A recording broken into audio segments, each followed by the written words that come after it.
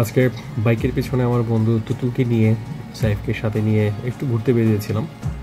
আজকে বের হওয়ার উদ্দেশ্যটাই ছিল মেইনলি আসলে আমরা একটু শ্যুট করতে যাচ্ছিলাম, দেখি যে আসলে আমাদের ক্যামেরায় আজকের এই মেঘলা দিনে কেমন আসে।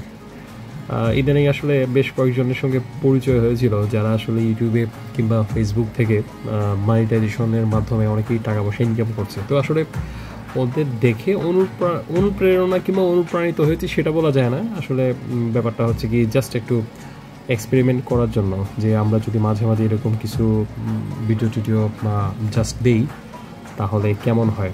আসলে স্মৃতিটা ধরে রাখাও একটা উদ্দেশ্য। এর আগেও আমরা বিভিন্ন সময় বিভিন্ন ট্যুরে গিয়েছি, অনেক জায়গাতেই গিয়েছিলাম, কিন্তু আসলে এইভাবে ভিডিও করা হয় নাই।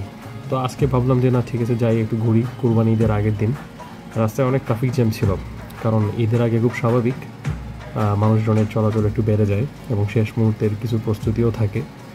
বিকেল থেকে আসলে বৃষ্টির একটা আশঙ্কা ছিল। আমি বারবারই একটু ওয়েদার ফোরকাস্টিংয়ে দেখছিলাম যে কোনো বৃষ্টির চান্স আছে কিনা। আসলে বৃষ্টির ওই রকম কোনো ফোরকাস্টিং ছিল না। তো ভাবলাম যে না ঠিক আছে তাহলে যাই একটু। যথারীতি আমরা গিয়েছিলাম বৃন্দাবন কলেজের পিছনে নিউ ফিল্ডে, ওইখানে কিছুক্ষণ আড্ডা দিলাম। আড্ডা দেওয়ার পর ভাবলাম যে ঠিক আছে তাহলে আমরা একটু যাই একটু কায়ুম মার্কেটে। ওইখানে আমার এক বন্ধু আছে আমিনুল, ওর একটা ক্যাফেটেরিয়ার মতো একটা আছে, ওইখানে একটু আমরা মাঝে মাঝে আড্ডা দিই। তো ওইখানে যাওয়ার উদ্দেশ্যে আসলে আমরা এখন বের হচ্ছিলাম। পথে যেতে যেতে আসলে আমরা বাংলাদেশ আর নেপালের মধ্যেকার আগামীকালকে যে টি-20 ওয়ার্ল্ড কাপের খেলা আছে সেটা নিয়ে একটু কথা বলছিলাম আর কি। যেটা দেখলাম আসলে নেপালের ব্যাটসম্যানরা আমার কাছে মনে হয়েছে ওদের বোলিংয়ে চেয়েও ব্যাটিংটা একটু স্ট্রং সাইড। আর বাংলাদেশ আসলে খুব যে একটা ইজি ম্যাচ হয়ে যাবে এমনটা না। যেটা মনে হলো যে ওরা লেগ স্পিনে হয়তো একটু উইক, সাউথ আফ্রিকার এগেনস্টে দেখলাম যে খুব একটা ভালো লেগ স্পিনের এগেনস্টে খেলতে পারেনি, বাট ওদেরও কিন্তু পাওয়ার হিটার রয়েছে বেশ ভালোই কয়েকজন। তো এইটা নিয়ে আসলে আমরা কথা বলতেছিলাম যে দেখা যাক কালকে কী হয়। বাংলাদেশ যদি আগামীকালকে জিতে যায় তাহলে আসলে নেক্সট রাউন্ডে যাওয়ার ব্যাপার নিয়ে আসলে আমাদের আর কোনো আশঙ্কা নাই। খেলাটা বাংলাদেশ সময় শুরু হয়ে যাবে ভোর 5:30টায়। আগামীকালকে আবার 7:30টার সময় নামাজও আছে। তো ভাবছিলাম যে 5:30টায় যদি খেলা হয় তাহলে 2 ঘন্টা দেখে তারপর যাওয়া যাবে। বাংলাদেশে আগে ব্যাটিং করলেই আমার মনে হয় ভালো হবে এবং 160+ যদি করতে পারে তাহলে একটা কম্পিটিটিভ স্কোর হয়। দেখা যাক, হোপ ফর দ্য বেস্ট।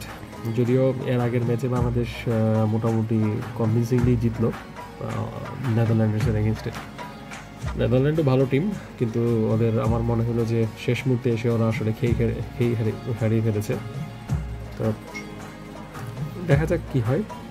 আর এটা একটা আমরা প্ল্যান করছিলাম যে একটা ইউটিউবে এবং একটা ফেসবুকের একটা পেজ করে এই ভিডিওটা প্রথম ভিডিও হিসেবে আপলোড করবো এবং পরবর্তীতে সাইফ যখন বিয়ানীবাজার যাওয়ার পথে আশেপাশে যদি ও ওইরকম ভালো কিছু ভিডিও পায় সেগুলো ভিডিও নিয়ে আসবে, তারপর আমরা ভয়েস ওভার দিব কিংবা ওর এক্সপিরিয়েন্সটাও আমরা শুনবো।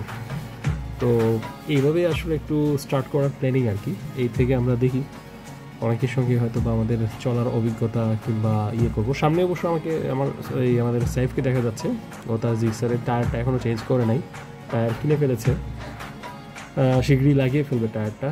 35,000+ হয়ে গেছে ওর অলরেডি।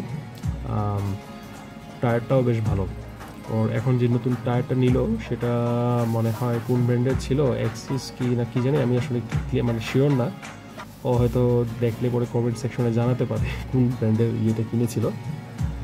তো যাক, আসলে যদি রোদ্রুজ্জ্বল থাকতো দিনটা তাহলে হয়তো আশেপাশের ভিউটা একটু ভালো আসতো। এখন এই মুহূর্তে আমরা ছিলাম মহিলা কলেজের সামনে হবিগঞ্জের, আর একটু সামনেই হচ্ছে আমাদের যে গন্তব্যস্থল।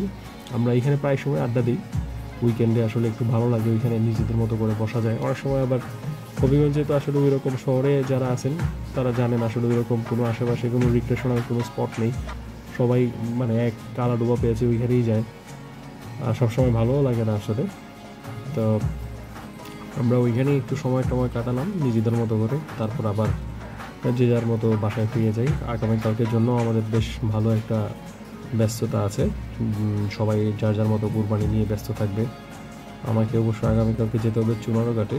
এবার আমি প্ল্যান করলাম যে জাস্ট এবার একটু চুনারঘাটের দিকে একটু করি।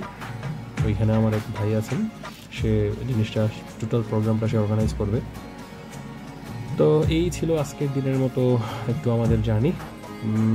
খুব ক্যাজুয়ালি আসলে একটা ভিডিওটা করলাম, ভয়েস ওভারটা দিলাম কারণ তখন ভিডিওতে ভালো আসে নাই। যাক, কেমন লাগলো জানাবেন। সবাই ভালো থাকবেন।